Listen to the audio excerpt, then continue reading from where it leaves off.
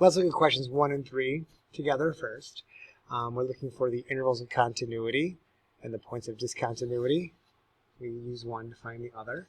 And for question 1, the question mainly is going to be all about, what's not allowed. As we look at this denominator, we know we can't divide by 0.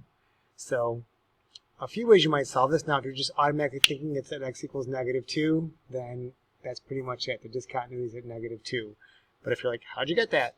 I'd be all like, x plus 2 squared can't be 0 because I can't divide by 0.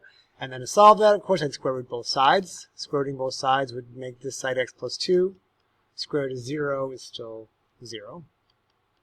And that means x cannot equal -2. So my first one, discontinuous at x equals -2.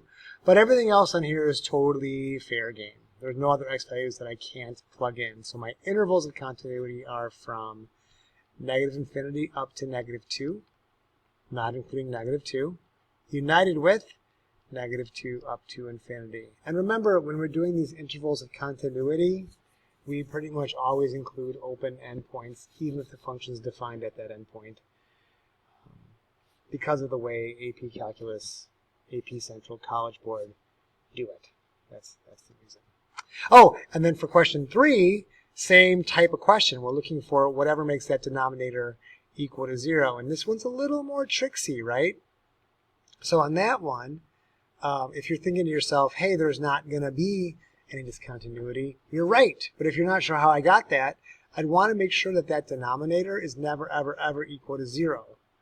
And for that to happen, I could take that expression, instead of equal to 0, not equal to 0, and solve this. Subtracting 1 from both sides means x squared can't equal -1.